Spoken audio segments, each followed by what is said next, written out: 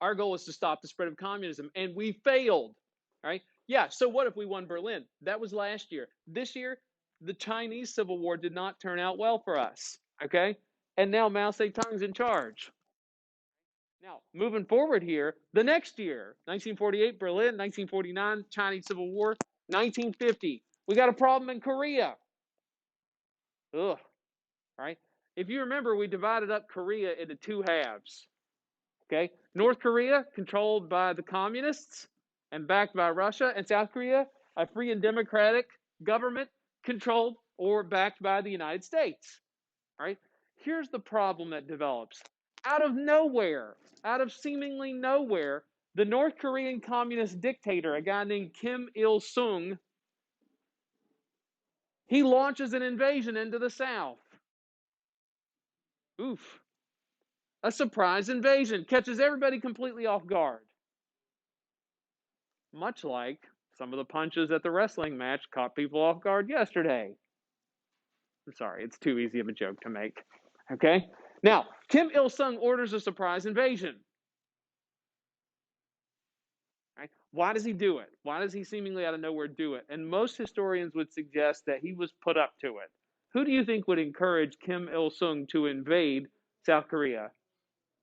Stalin, for sure. Joseph Stalin, he says, let's test America. They failed to stop the spread of communism in China, and China's right up there. Korea's right down here. Let's see what happens when we try to spread communism in Korea. Right? It's not going to go well early on. See these little red arrows, these red lines? The North Korean army gets really deep into South Korea. I mean, really deep. And they push the South Korean army into this tiny little corner of South Korea.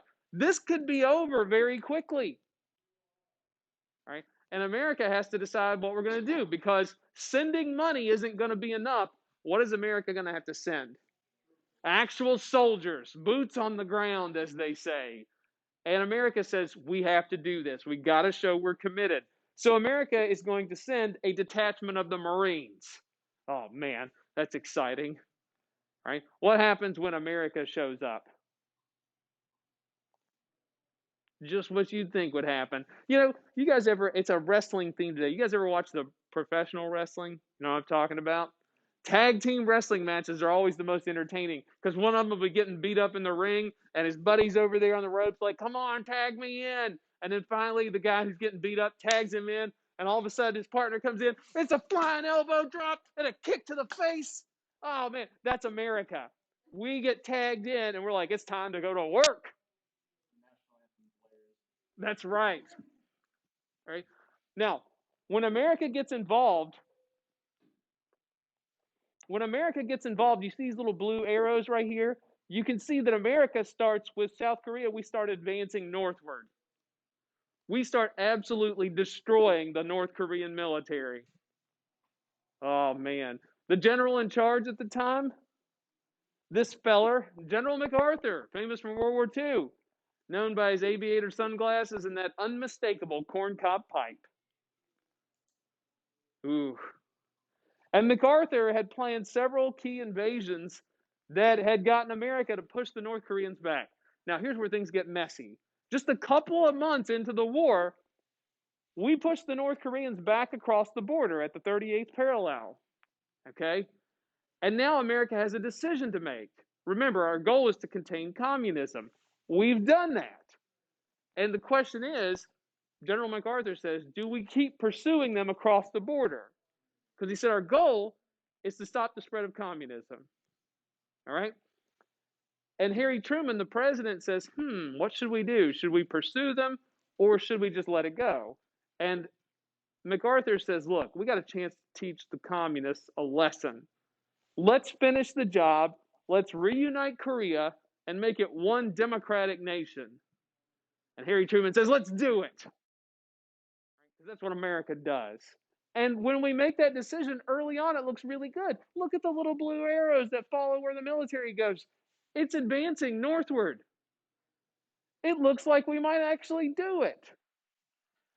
But there's always a but. And usually, Lester, it's a big but. Okay?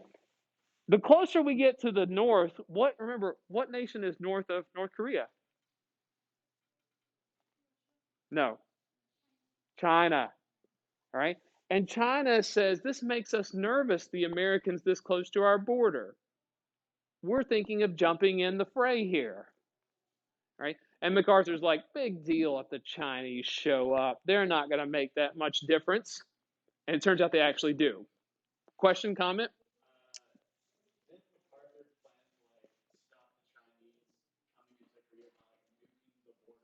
Uh, General MacArthur did want to consider using nuclear weapons. He said, let's use atomic bombs. We got them. And Harry Truman said, it's probably not a good idea. Why not? Who are they afraid of using atomic bombs right back? Russia. They're like, hey, we don't want to provoke Russia to use them as well. Plus, Harry Truman understood what nuclear weapons would do.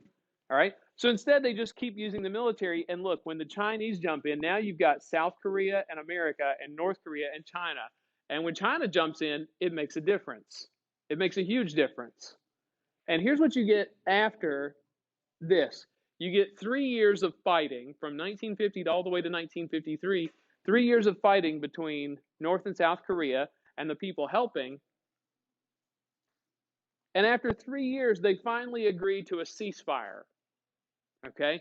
And they said, we'll stop. And right here is where the line goes. It's actually near the original border, but the line curves up through here, like North Korea gains some territory here, and South Korea gains some territory over here. Basically, after 3 years, very little land changes hands. You get tens of thousands of Americans dead, hundreds of thousands of Chinese and Koreans dead. And what happens as a result? Pretty much nothing, okay? Now, here's the interesting part about this, too. Since 1953, the Korean conflict is still technically ongoing. It's just a ceasefire. North and South Korea still have their militaries at the border, just in case the other side decides to get a little squirrely. They're basically staring each other down from across the border. Right? They got a little buffer zone in between they call the DMZ, the demilitarized zone, and it's like nobody can have their military in that spot. But by and large, you have them staring at each other across the border. And that's the way it's been for nearly 70 years. Right? How does America view the Korean War? Is it a victory or a defeat? Does America see this as we achieved our policy aim? Actually, they do. America looks at this as a victory. Oh, and you're like, what, Chloe? You're like, I don't see that. Why does America look at Korea as a victory? Not you. Communism didn't spread anywhere. They're like, we contain communism. We see that as a victory. Yeah, we would have liked to have that, but that's more icing on the cake. You guys are geniuses. Okay? Now, America's not the only busy nation on the world stage.